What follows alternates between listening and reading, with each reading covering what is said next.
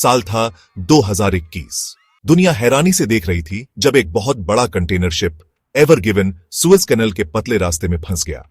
यह समुद्री रास्ता ग्लोबल ट्रेड के लिए बहुत जरूरी है, पूरी तरह बंद हो गया।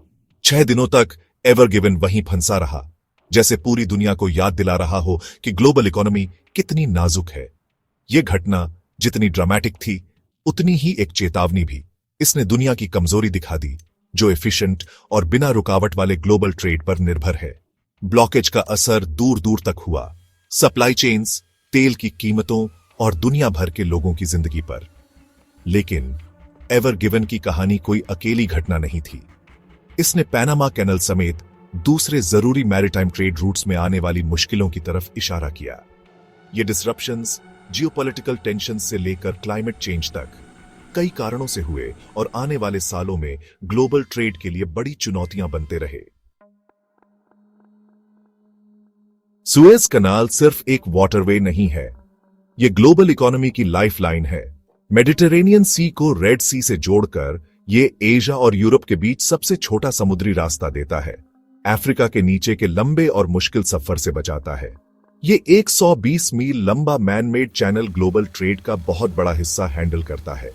हर दिन अनगिनत जहाज तेल और नेचुरल गैस से लेकर मैन्युफैक्चर्ड गुड्स और कंज्यूमर प्रोडक्ट्स तक कई तरह का सामान लेकर इसके पानी से गुजरते हैं। ग्लोबल ट्रेड के लिए कनाल की इंपॉर्टेंस साफ है और इसके काम में कोई भी रुकावट दूरगामी नतीजे लाती है। सुएज कनाल की स्ट्रेटेजिक लोकेशन ने इसे जियोपॉलिटिकल इंटरेस्ट और कभी-कभी कॉन्फ्लिक्ट का केंद्र बना दिया है।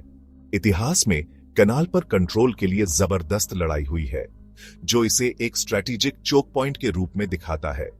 एवर गिवन की घटना ने इस वल्नरेबिलिटी को उजागर किया, दुनिया को ग्लोबल ट्रेड की इंटरकनेक्टेडनेस और डिसरप्शंस के पोटेंशियल रिपल इफेक्ट्स के बारे में याद दिलाया।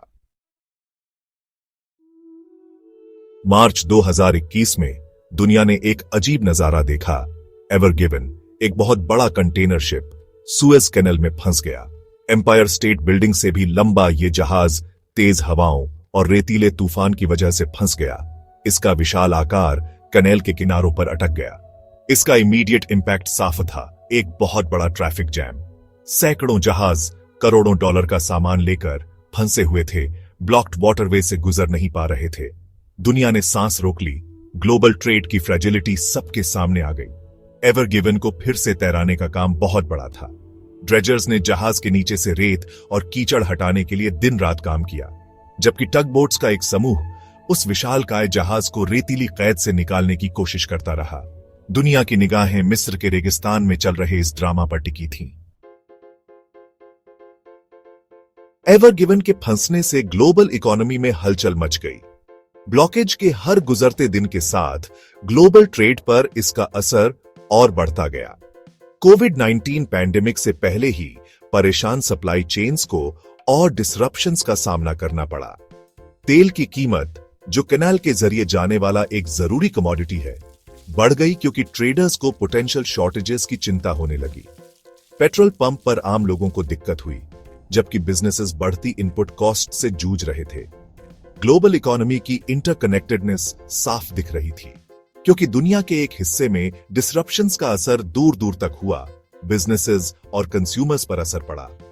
एवर गिवन की घटना ने ग्लोबल ट्रेड के डेलिकेट बैलेंस और क्रिटिकल मैरीटाइम रूट्स में डिसरप्शंस के पोटेंशियल कॉन्सिक्वेंसेस की याद दिलाई। इसने ग्लोबल सप्लाई चेन्स में ज्यादा रेजिलियंस और रिस्क्स को कम करने की जरूरत पर जोर दिया, ताकि बॉर्डर्स के पार गुड्स और सर्विसेज का फ्लो स्मूथ रहे। Section 5, beyond the ever given long term disruptions in global shipping. भले ही एवर गिवन की घटना ने ग्लोबल शिपिंग की कमजोरी दिखाई, लेकिन यह कोई अकेली घटना नहीं थी। उसके बाद के सालों में दुनिया के 2 सबसे जरूरी मैरीटाइम आर्टरीज, सुएज और पैनामा कैनाल्स, बार बार डिसरप्शंस का सामना करते रहे हैं, जो ग्लोबल ट्रेड रूट्स में बढ़ती इंस्टेबिलिटी को दिखाता है। जियोपॉलिटिकल टेंशंस, क्लाइमेट चेंज और बढ़ता ट्रैफिक, इन सब ने इस बढ़ती चुनौती में योगदान दिया है। यूक्रेन में चल रहे कॉन्फ्लिक्ट की वजह से ब्लैक सी रीजन में सिक्योरिटी मेजर्स बढ़ गए हैं और रिस्क्स बढ़ गए हैं, जिसका असर सुएज कनाल से गुजरने वाले शिपिंग रूट्स पर पड़ रहा है।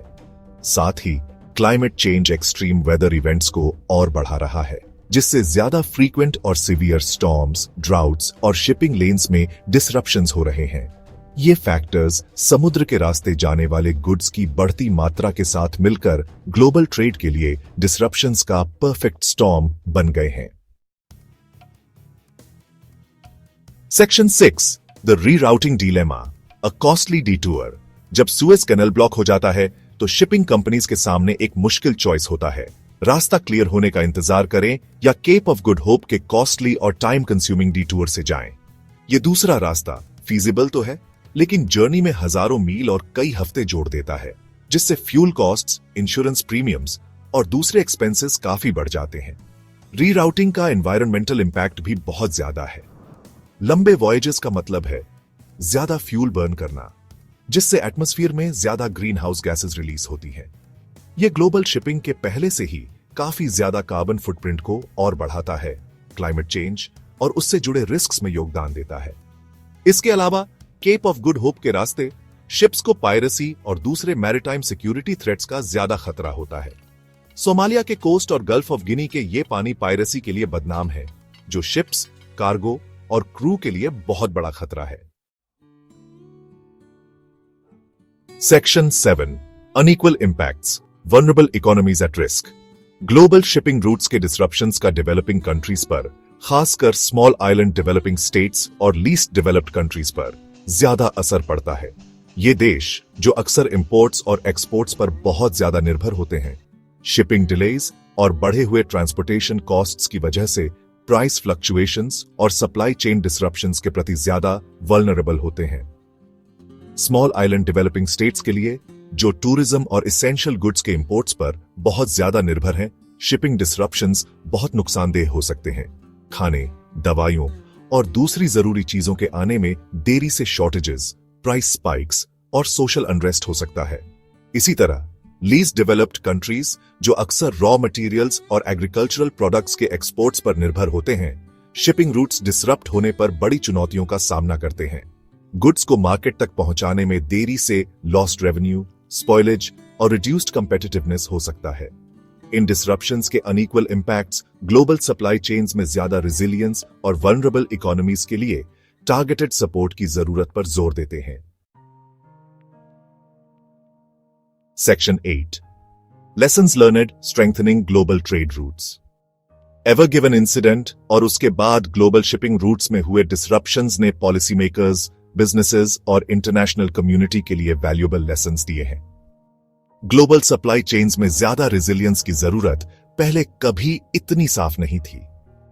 सप्लाई चेन्स को डाइवर्सिफाई करना, ऑल्टरनेटिव ट्रांसपोर्टेशन रूट्स में इन्वेस्ट करना और रिस्क मैनेजमेंट स्ट्रैटेजीज को बेहतर बनाना फ्यूचर डिसरप्शंस के इंपैक्ट को कम करने के लिए जरूरी स्टेप्स हैं।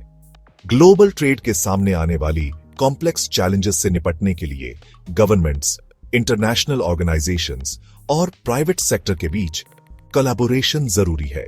इसके अलावा ज्यादा सस्टेनेबल शिपिंग प्रैक्टिसेस में इन्वेस्ट करना, जैसे क्लीनर फ्यूल्स की तरफ शिफ्ट करना और इमिशंस कम करना, ग्लोबल ट्रेड के एनवायरमेंटल इंपैक्ट को कम करने के लिए जरूरी है। क्लाइमेट चेंज के रूट कॉजेस को एड्रेस करना, जो एक्सट्रीम वेदर इवेंट्स को बढ़ा रहा है और शिपिंग लेन्स को डिसरप्ट कर रहा है, भी बहुत जरूरी है। Section 9, the future of global trade navigating uncertainty. Ever given की कहानी ग्लोबल ट्रेड पर इसके लास्टिंग इंपैक्ट के साथ हमें हमारी दुनिया की इंटरकनेक्टेडनेस और इंक्रीजिंगली अनसर्टेन फ्यूचर में चैलेंजेस से निपटने की याद दिलाती है।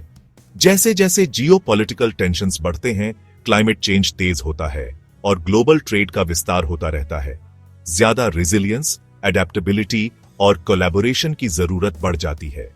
ग्लोबल ट्रेड का फ्यूचर इस बात पर निर्भर करेगा कि हम इन चैलेंजेस को कितनी इफेक्टिवली एड्रेस कर पाते हैं। ज्यादा रोबस्ट और सस्टेनेबल सप्लाई चेन्स में इन्वेस्ट करना, इंटरनेशनल कोऑपरेशन को बढ़ावा देना और टेक्नोलॉजिकल एडवांसमेंट्स को अपनाना आगे के अनसर्टेन वाटर्स में नेविगेट करने के लिए जरूरी होगा।